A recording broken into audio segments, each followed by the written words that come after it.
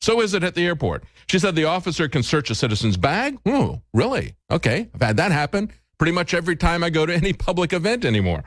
Order him or her to stand helpless, perhaps even conduct a frisk. This involves more than just a pat down. As onlookers pass by, she says, the officer may feel with sensitive fingers every portion of your body. A thorough search may be made of your arms and armpits, your waistline, your back, your groin, an area of the testicles, entire surface of the legs down to the feet. Okay? Yeah, that happens every day in airports. When are we going to realize that? So we stand together or we hang separately, and our liberties stand together or they hang separately. Now, after they lost these gun control measures, Obama comes out and says, well, we're still going to have gun reform. Gun reform. They call it gun control. He's calling it gun reform. He says being tough on terrorism means making it harder for people to get their hands on assault weapons. No, getting tough on terrorism means that you don't bring them in, Imam Obama. You don't bring the terrorists into this country. You don't stand down our defenses against vetting and checking people who are coming into this country. That's getting tough on terrorism. Getting tough on terrorism means getting tough on the terrorists, not focusing on one simple tool, and it's not the most devastating tool they can use.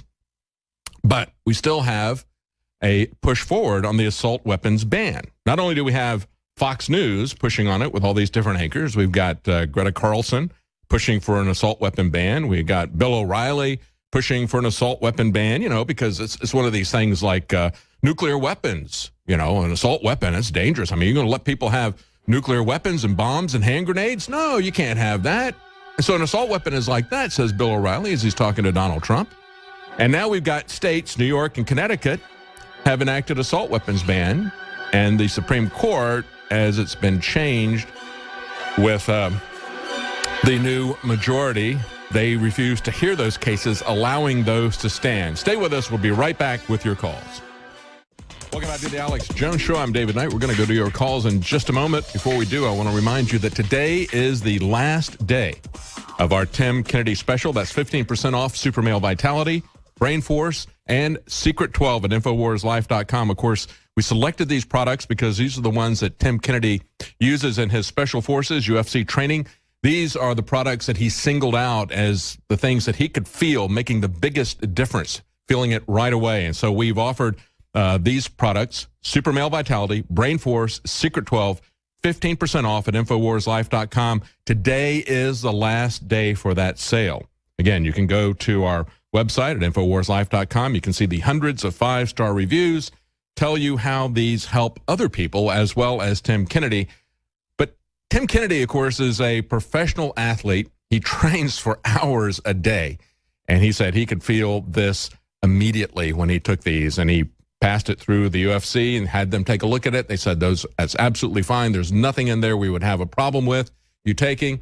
And so we put that together as a package, 15% off, but that ends today. That special 15% off Super Male Vitality, Brain Force, and Secret 12 ends today at InfoWarsLife.com. Let's go to your calls right now. Steve in Ohio, you had called earlier about the Trump assassination attempt. Go ahead. Hey, how's it going, David? Doing good. Well, my point was I honestly don't think that they're going to try to assassinate Trump. And the reason that I think that they're not going to do it is because it's too obvious. If they were to do something like that, or he would be in some sort of accident, or you name it, any possibility, the finger would immediately be pointed at these different groups and organizations and the different people who have come out and basically just supported it, in mainstream media, on the internet, and everywhere. And the media just kind of pushes it, in hopes that maybe somebody hears it and gets inspired by it and actually does something. Or well, maybe true. That's a cover, or maybe that's even a cover, and they do plan to do something. I don't know, but I think it would be obvious, but we've had other assassination attempts in the past that were obvious as well, look at JFK, and did that keep them from doing it? Look at the situation in the UK and the Brexit poll. Do you think that was something that was orchestrated by people who want to see Brexit lose, or was that just lucky for them that happened exactly 1 week before the election there? You think they would kill one of their own in order to? I mean, that's a little less obvious, isn't it? Even though they've used that card in the past, we saw the same thing happen. And we had an article a couple of days ago on Infowars.com. Martin Armstrong, that's an article from Zero Hedge. He pointed out that a similar thing happened back in 2003. There was a lady, Anna Lindh. She is a Swedish social democrat politician. She is being groomed for leadership positions there. She was the voice in favor of Sweden joining the euro. And just as she was going to a debate that night, she was attacked with a knife in a department store and killed. Similar situation to what happened to this young lady. Certainly, I don't think that when you've got trillions of dollars at stake here for these multinational corporations, the power that is at stake for these governments, I don't think that there's anything that these people would not do, including using one of their own as a sacrificial lamb to get sympathy for their cause, to demonize the other side. And that's precisely what we've seen happen for the last week and is going to happen right up to the vote. They're going to be having playing this prejudice card. They've flagged the Brexit people as being a campaign of hate, so they've used it to tar the entire movement. What do you think about that? I don't think anything's off the table, and I'm certain that was orchestrated. They pulled that off, the timing and everything. It was too perfect. And then you see the polls drop, and the whole thing was set up from the beginning. They were set up to fail. Yeah, we even see newspapers there saying MP dead after attack by Brexit gunman.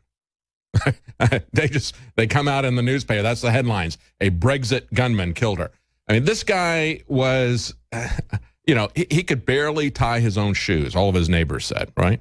He was a gardener. He didn't know anything that was going on. But we're supposed to believe that this guy immediately, again, the usual suspects, the Southern Poverty Law Center and some white supremacist groups both come out and say, oh, yeah, he got stuff from us back in 1999. So what's that, 17 years ago? This guy who is mentally incapacitated, who's been on meds, and if you're on meds, folks, it's very easy for them to take you off of those meds, to switch those things out, to program you, whatever. I mean, this guy supposedly for 17 years who can't tie his own shoes and carry on a conversation, he made his own gun, and then he sat on it for 17 years until the time was right to do this. I mean, none of this makes any sense. I mean, I smell a rat big time. Stay with us. We're going to go to our other callers. Thank you, Steve. We're going to go to Pam and Scott when we come back. Thank you. Welcome back to the Alex Jones Show. I'm David Knight. We're going to go to our callers, Pam in Tennessee, Scott in California in just a moment. Before we do, I just want to remind you again that today is the last day for the Tim Kennedy special. That's 15% off Super Male Vitality, Brain Force, Secret 12 at InfoWarsLife.com. Of course, those are the things that we have chosen because Tim Kennedy, and we call it the Tim Kennedy special because he talked about how much those particular supplements helped him in his professional training. His professional athlete trains for 3 hours a day, and he said those particular products especially, he could feel the difference in those. So we've got those 15% off. Today, however, is the last day. Super Male Vitality, Brain Force, Secret 12, 15% off at InfoWarsLife.com. Also, we have Hillary for Prison t-shirts. Don't forget, get your Hillary for Prison t-shirt, limited edition, 50% off for 1 week only. Get the next one for 75% off. You can fill all of these public demonstrations and gatherings and rallies. You can fill them with Hillary for Prison t-shirts. And you can tell everybody, enough, because that was what Hillary said when people in the Senate refused to throw the Second Amendment under the bus. She said, enough.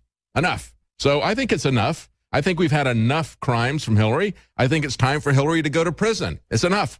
And it's enough if you get 50% off and 75% off for the second one. And that's a 1 week only special. Great time to get your Hillary for Prison t-shirts. Let's go now to Pam in Tennessee. You wanted to talk about the assassination attempt on Donald Trump. Go ahead. Go ahead, Pam. Hello. Spoke with you. Hey, how you doing? Hello? All right, good. Can you hear me, David? I got you. Go ahead. Yeah, I've been waiting to talk to you. I love your reporting. Oh, thank you. And I think you're kind of the anchor for Alex as far as, to keep him even keel. You're wonderful. My parents like you too, I want to say. Well, thank you. This thing with the assassination with Trump, I think we need to kind of quell that. And my big question is, with all the movies that are coming out about 12 Years a Slave, which is something to ruffle the feathers of racial tension in the country. Oh, yeah. They're talking about coming out with a brand new Roots series. Oh, they're going to do that. They're not just talking about it. It's going to be, it's going to happen. Yeah. Go ahead. And I was wondering, because I remember seeing that when I was younger, and that created tension between the blacks and the whites. It made me feel bad. Yeah. I remember walking around feeling bad, and it was something that had nothing to do with me. Did you free your slaves, Pam? I watched 12 Years a Slave, and my mom said she couldn't even watch it. It was so graphic. Yeah. And I told her, I said, oh, you would not believe what a racial tension kind of a movie that was, because I said there's so many blacks that are going to watch that, and it's going to stir those emotions in them. And my main question, okay, coming to this, no matter who gets elected as president, or whether or not the election is actually held up, because there could high probability be racial tensions that break out. There could be more terrorist plots that come to surface, and you could actually have racial divisions that maybe might call for martial law. Oh, yeah. Okay. Yeah. That's the whole point. That's why they want to create these divisions, is so that they can have an excuse to call for martial law. That's why we had 9/11, so they could have the so-called Patriot Act. Yeah, absolutely. I'm sorry, go ahead. I can see where Obama, I can see him very easily saying, well, to be identified, you must come get your chip. I predict this out of this guy. But what about Mr. Trump? Has anybody put the question to him, in time of a civil emergency, what would his plan be? Yeah, I haven't heard anybody ask him that. And that's one of the things that I'm concerned about with Donald Trump, is his understanding to and commitment to civil liberties and the Bill of Rights. I mean, clearly there is a choice in this election. Number one, we know that the establishment is all out for the tools that are going to give them the next step to global governance, and that's the trade treaties that they call them. But of course, they're about sovereignty, just as we see what's happening in the European Union with Brexit. We understand that that's about sovereignty, and I've got an interesting article here from the Washington Post that really puts it in those issues. They always talk about the economics of it, but it's really about the political sovereignty. And of course, these trade agreements are about internet freedom. They're about our sovereignty. And clearly, if somebody controls your economy, that's a great deal of sovereignty that you've ceded right there. But it goes beyond that. So they always talk about those issues. And so when we're looking at Donald Trump, there's a good reason to vote for Donald Trump, because there is an existential question as to whether or not we're going to continue to exist as a country. That's the question before Britain in the next couple of days. Are they going to continue to exist as a country, or are they going to quietly fade away? And that's the question before us with the election of Donald Trump, with all of these candidates who are coming back against this consolidation into a global governance. So that's a very important reason to vote for him. Nevertheless, on the other side, I am very concerned about his understanding of civil liberties and his commitment to those things. And so, yeah, that could be a very, that could be an issue with him as well. Certainly, we see how easy it has been for people like Bill O'Reilly to railroad him on this issue of the terror watch list. He doesn't want to sound as if he is supporting terrorists. And you're not a terrorist because they put you on a watch list. You're not a terrorist because they put you on a no-fly list. You're a terrorist if and when you are convicted by a jury in a public trial with due process. That's when you're a terrorist. That's when you punish people on that basis. Until that point, you should not be punishing people before you give them due process. I mean, that's the kind of pre-crime world that we're heading into. So, yeah, that does give me cause for concern. But, Pam, when you're talking about this, you're talking about the different ways that they want to pit one group against the other. These programs that are coming up, I ask you, did you get rid of your slaves, Pam? I've not been a slave. I don't think I've been a slave. I've worked hard, and I've not ever slaved anybody. I've usually had to end up doing it my own self. Well, you know,